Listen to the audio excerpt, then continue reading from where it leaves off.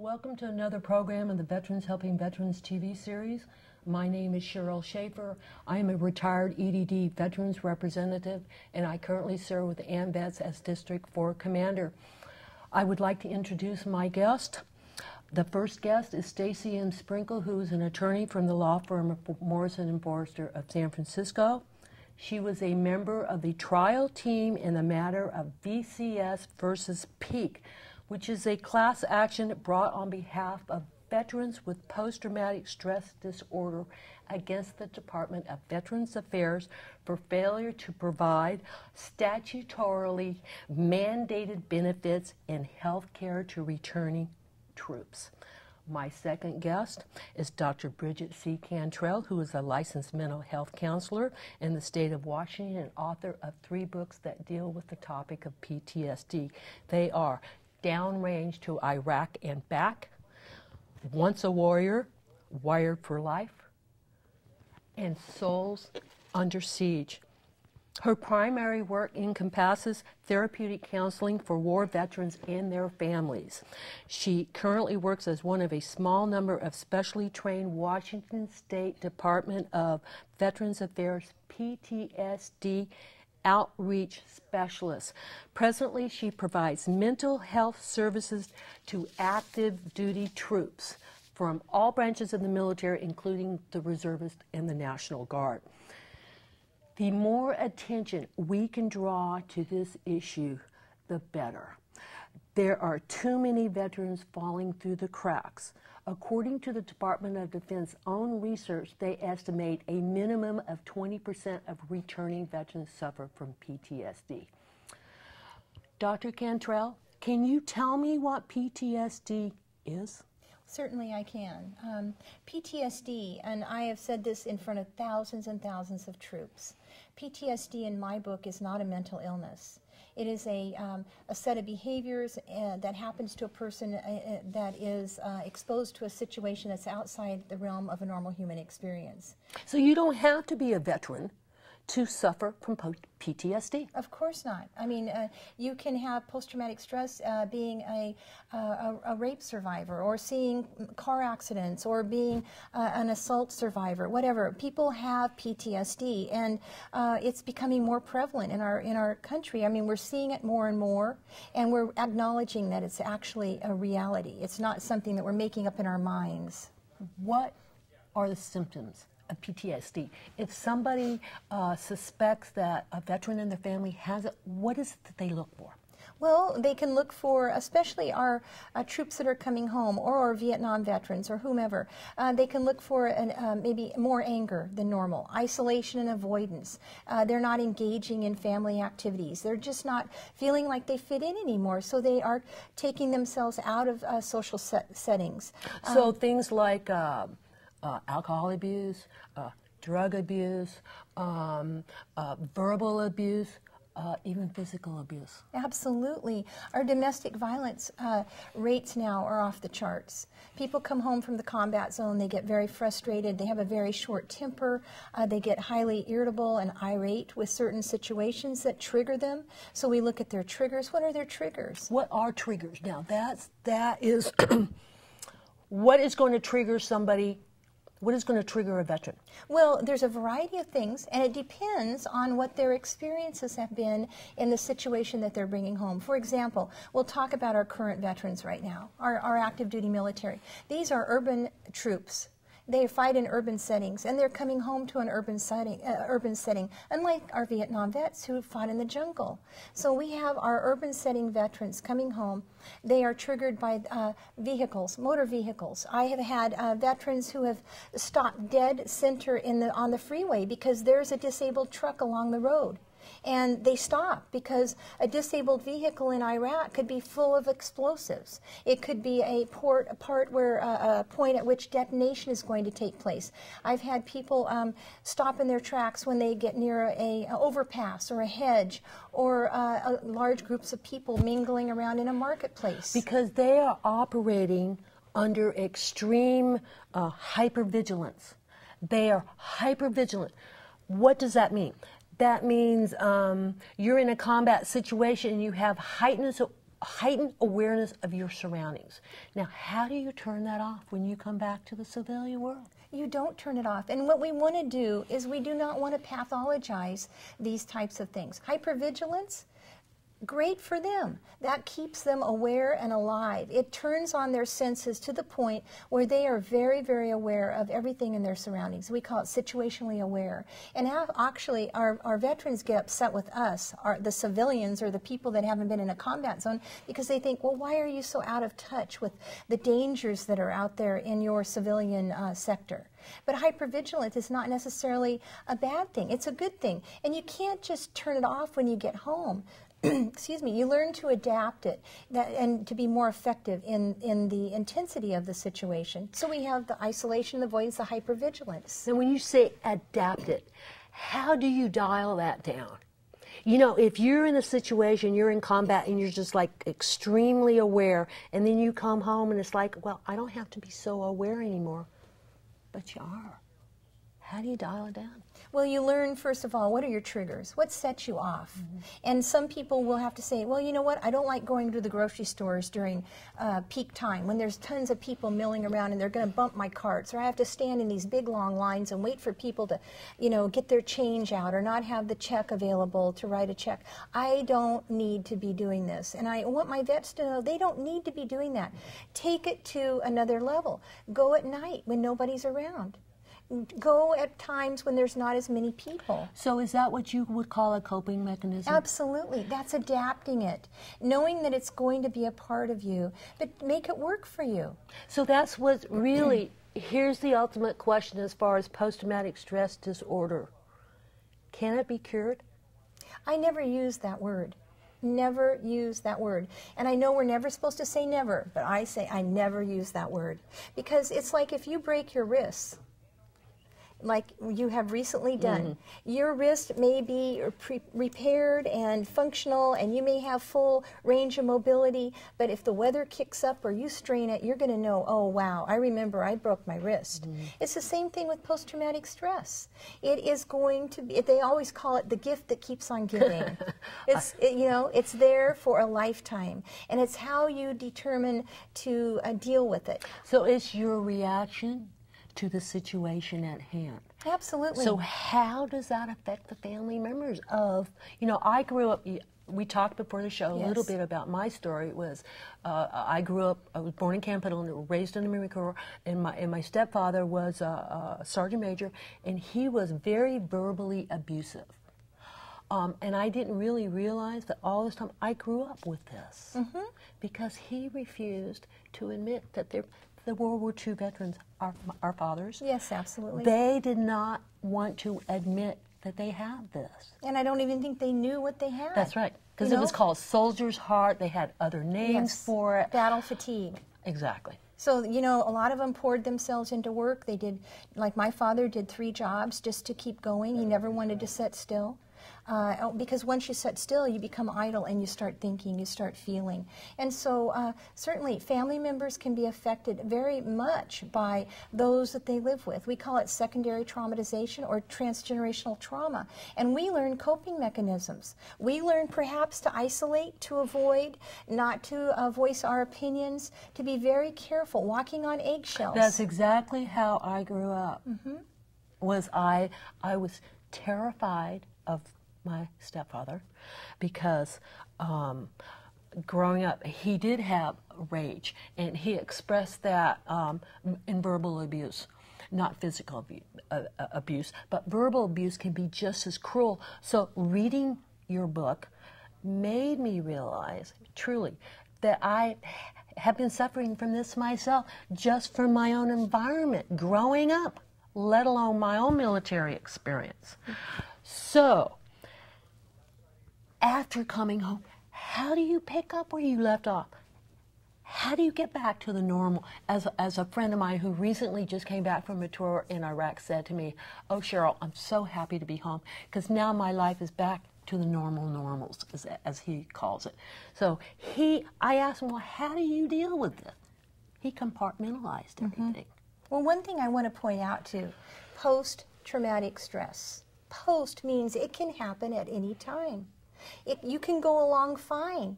I had, when 9/11 happened, I had my phone ringing off the hooks from Vietnam veterans that had been going along fine for 30-some years, and then all of a sudden their perimeter had been compromised and their whole world was going to pieces. And so they started unraveling. So we have to remember that this can happen years down the road. So your friend that you're referring to, this may be, he may be getting back into his life again, but he has to realize that there may be something that trips him up along the way. And it is not a sign of weakness. It's not a mental illness in my book. How do you tell a battle-hardened veteran who's been there, done it, seen it, probably got shot at or shot someone, how do you tell them there's something wrong with you? It's how you use, what do you tell them? You don't tell them they're mentally ill. You don't pathologize. I don't. I don't know what other people do. I do not pathologize. Once I start pathologizing and labeling people, I have lost them. And I may be the only person that they have got enough courage to even make the call to come in to see me. And I'm not saying just me, but a mental health professional or a chaplain or whoever. You may be the only person that they will make the attempt to go see. And if you blow it, if you start labeling them and pathologizing them and making them feel worse than they did before they came in, they're not coming back. They may never go see anybody else. And they may be another statistic in this war. And so we have to be very careful that we need to instill hope. I have a friend who has PTSD. He says, I have PTSD, but it doesn't have me. And I love that, because that means, you know what? We can make choices. We can learn to examine this. We can make it like, it's like a crystal. It's like you embrace that which you fear, and it's like a crystal, and you look at all the crevices and the cracks, and you know how the light comes through it. You familiarize yourself with this new set of behaviors, whatever it is that we want to call it, whether it's combat operational stress or post-traumatic stress disorder. Are they the same? Yeah, sure. They're just a different degree. Okay. And and you familiarize yourself with it so that it doesn't catch you by surprise, and you use it to your advantage sometimes. Part of what you do in your outreach is you assist veterans in initiating the paperwork for a service-connected disability. Yes. Can you talk just a little bit about that process and what it is you do for a veteran once you meet them initially? Right. I get a lot of veterans that have never seen a service officer. They have never stepped foot into a VA system because I'm an outreach person. And so I really encourage them to get in touch with a good service officer, and we have lists of those. Let's explain what a service officer is for some people who may not know that. Oh, certainly. And all of the congressionally chartered veteran service organizations, American Legion, AMVETS, VFW, Disabled American Veterans, and all these groups that exist to help veterans, they exist to help veterans obtain their entitlements. And they do that through volunteers in those groups, but also through the service officers. They help the veteran initiate the paperwork for claims. So you go just a little bit. I go further than that. I make sure that I hook them up with a service officer. I encourage them by saying, this is what you're entitled to. And a lot of them will say, well, I don't want to do this because that means I really have issues. And I go, no, this is what you're entitled to. You signed on the dotted line. You put your life on the line for this country. And these are your entitlements. So they go see a service officer. And let's say they go through the process. And it takes months to go through the process. And maybe they're denied. Then they come back to me and I say, okay, we're going to work now. So then I do narrative reports for them. I do psychological testing. I do a complete narrative report of their life from the beginning when they were born till now, and how these situations that they've encountered in their experiences of being in the military or in a war zone or whatever, and they don't have to be only in a war zone to be affected also by PTSD. And we go through the process and we write a narrative report, and that is supplied to the regional office as additional evidence. So I really advocate for them. How do you help to make this a smoother process? Because I would imagine part of the reason we do this TV series is because we are actually educating the public. And that's part of what you do as well, because knowledge is the key. Absolutely, and even statistics are showing that one of the most important things that our veterans can come home to is a strong foundation in a family. and we are a family. It doesn't matter if it's their nuclear family or their communities. We need, and we have an obligation to educate ourselves so that we are well informed, so we know who's coming home. We need to be prepared. I mean, remember being at a hospital one time. It was an ER. I'd taken my mom into the ER, and there was an accident. It was when a bus went off a bridge. So I was taking care of the people in the ER bay, while all of the nurses and the doctors got their scrubs on. They were all gloved up. They were standing in line waiting for the people to come through those doors that were injured. We need to do that for our veterans who are coming home from war. We need to prepare ourselves in every possible way we can. Here's the ultimate question. Do you think the Department of Veterans Affairs is prepared? I think that they're trying, they're doing their best to prepare. But I think the needs are going to be far beyond what we can even imagine. So it really is a community involvement and awareness that these returning troops, especially this latest generation, needs to know what the triggers are, what the symptoms are, and where do you go for help. That's right. And even, I mean, I'm telling you, the community has to get involved. That means churches. That means outreach groups. That means everybody. They need to get involved. They need to look around them. They need to say, oh, I know Susie, her husband's deployed, or Johnny, his wife is deployed. I think need to go over there and provide a meal for them, or maybe I can provide childcare, or maybe I can go do the lawn for them next week. We need to reach out as a community and draw closer to those who serve our country, because they're going to rely upon us.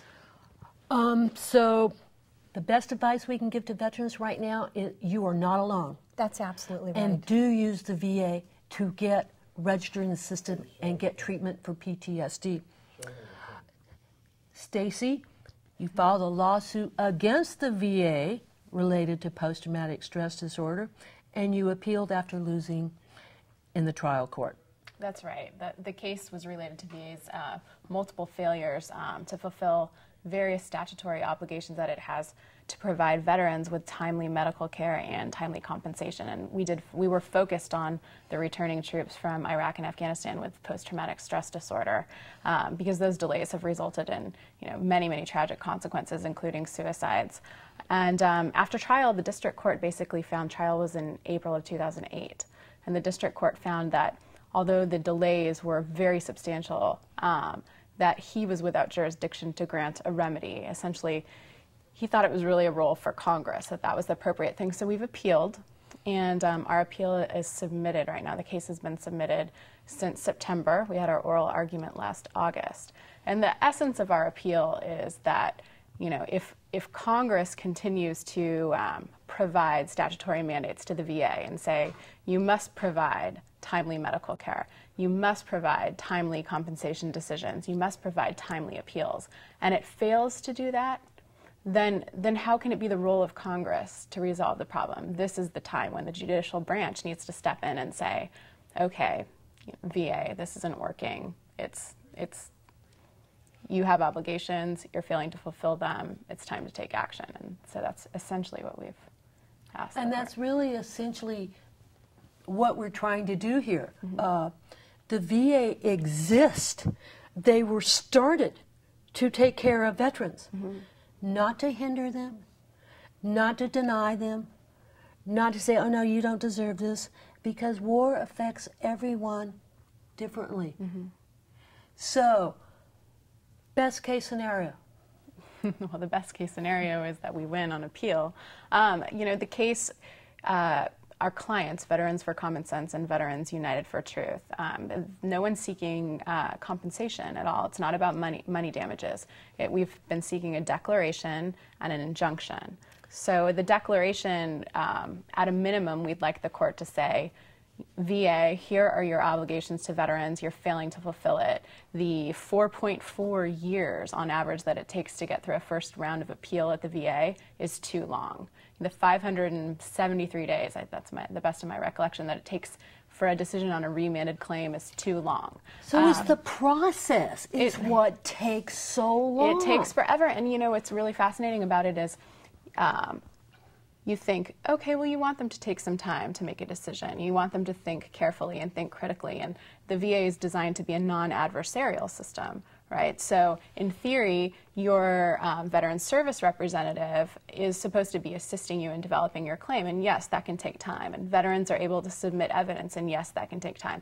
But the fascinating thing is that even the purely ministerial steps, sending a letter, certifying a claim for appeal, things that don't involve reviewing evidence or any decision-making process, scheduling a hearing, take hundreds of days, phenomenal amounts of time, and there's really no reason for it. The other thing that was interesting that came out in our trial was that it's really not a resource issue.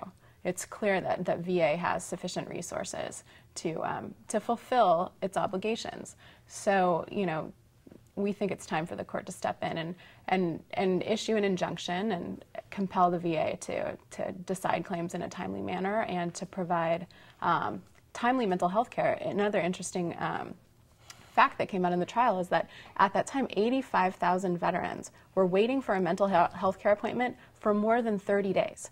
VA's policy is that you don't wait more than 14 days for a mental health care appointment, yet 85,000 veterans at that time, who knows how many there are now, were waiting 30 days for an appointment, and that's not okay. With PTSD, you might just not come back if you have to wait 30 days for an appointment. It's critical that you get people seen in urgent situations like that. And that's the key. It's critical you get to them as soon as they are discharged and they are considered a veteran. There has I know. In the services, they have what they call TAP, is a TAP program, is Transitional Assistance Program, and what they do is, but they don't make it mandatory. They make it voluntary. Now, I know when I was in, I did not want to go to one more military class, and all I was thinking about was getting on the Silverbird and flying home. All I was thinking, I didn't want to hear it, I don't want it, because they make it voluntary. It should be mandatory. So they understand. Because if I had $1 for every veteran that came to me in my job and said, oh, well, you have to be in combat to be PTSD, or you have to be in combat to get VA benefits. That's not true.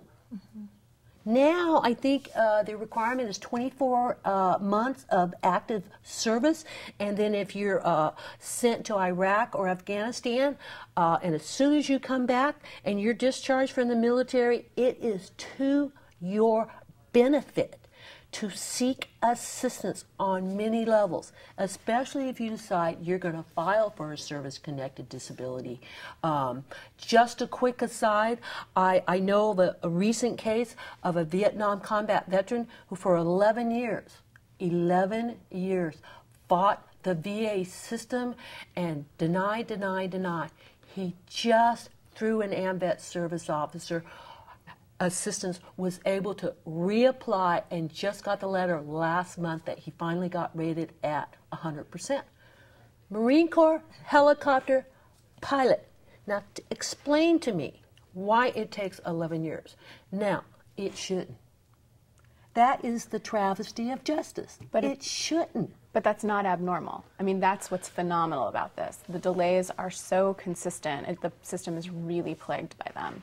And, one veteran might be able to move ahead in line, but all that's going to happen is that the other, hundreds of thousands of veterans that are waiting are going to be pushed back. And when we talk about preparedness, it's interesting. At the time of our trial, there were approximately 400,000 ratings claims pending at the VA. Okay, I looked it up today because they do these things called Monday morning reports, and you can see today there's 533,000. That's like a 33% increase in 2 years when they're facing a potential likelihood of having a drawdown of troops and a substantial number of troops withdrawing. So rather than, speeding up the process, I don't know what the times are like right now. But and they recently hired hundreds of veteran service representatives throughout the VA system nationwide to do just that. And so there is, the purpose of the show is not to bash the VA. We don't want to do that. I go to the VA. I have gotten excellent care at the VA myself. is how do you make the process better? How do you streamline it? That's what your class action lawsuit is about. Well, the class action lawsuit is directed at getting the VA to resolve some of the more systemic problems that can't be resolved on a case-by-case basis. But the message to an individual veteran has got to be, especially the troops that are returning from Iraq and Afghanistan, those troops are entitled to 5 years of free medical care when they get back. So many of them don't even know that. Enroll. Go to VA, enroll, get your medical care, fill out a claim form, talk to a veterans service organization, get somebody to help you. The claim form, I think it's 23 pages. It's difficult. It's difficult for me, an attorney, to understand how to fill out this form. Get help, be persistent. It's persistence that it's unfortunate that you need to be that persistent in order to get what you're legally entitled to. And see, you bring up just the right point here. You cannot, now see, here's the thing. When you apply for service-connected disability rate, do not do this on your own. Get the help of a veteran service officer from AMVETS, American Legion, DAV, VFW, whatever veteran groups. That's why they exist. But also within each county or combination of counties, there is a county veteran service officer. They are county employees. What is their job? Their job is to act as a liaison between the veteran and the VA in filing for service-connected disability rate or various benefits, so they don't have to do the paperwork. That's why these people are there, county veteran service officers. So to veterans out there who may have served a tour in Iraq and Afghanistan, what we are trying to say to you, if this applies to you, do not attempt it by yourself. Get help. There are people, there are organizations, and there is the VA, and the VA exists to help you, not to hinder you. And I know sometimes it feels like that is exactly what they're doing is denying you your potential benefits. But that's not what they really want to do. So the system works. How do we get it to work better? That is the truth about PTSD. Thank you for watching the Veterans Helping Veterans TV series.